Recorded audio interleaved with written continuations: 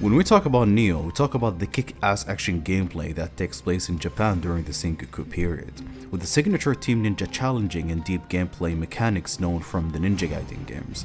For Nioh 3, they went bigger with everything. Open world that doesn't feel like that boxy, but rather wider areas connected together.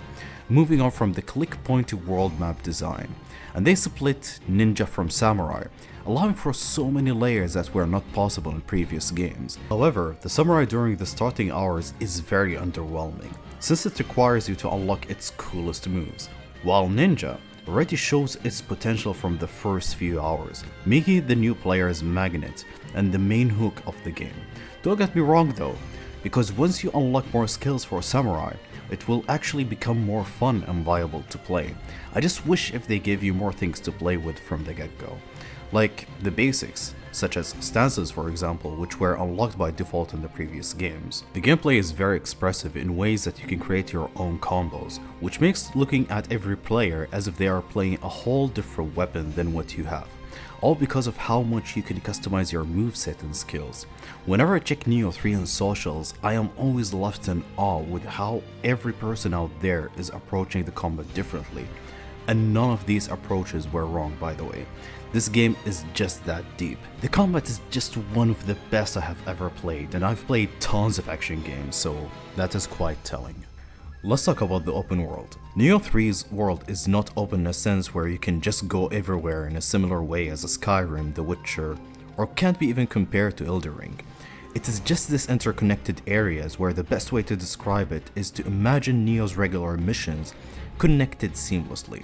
And not everything is just bigger and different, because there is something awesome called crushable missions. It is an instance that the game puts you in to give you this linear condensed Nioh experience, where you start by slashing your way through enemies, mini bosses, kill more enemies, and then finally, the mission's final boss.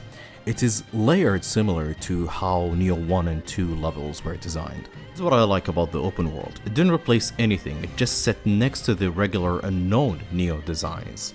It just gave you this more freedom, especially with the collectibles where you can just collect everything from Kodama, spas, and those flying bills without having to replay the missions. My favorite thing when it comes to the open world though, is fighting the masters. The masters are optional bosses that can be found on the map, rewarding you with the skills related to their specific weapons. For example, if you win a duel versus a master of spear, they'll give you a skill for the spear weapons, which add to the exploration element quite a bit. I wasn't sure about the open world at first, but after this, and after spending so many hours into the game, I think I like the system way better than their regular click-pointy maps used in their previous games. I only wish though of those side quests were a bit more interesting, instead of just being fetch quests, killing certain enemies with nothing interesting going on.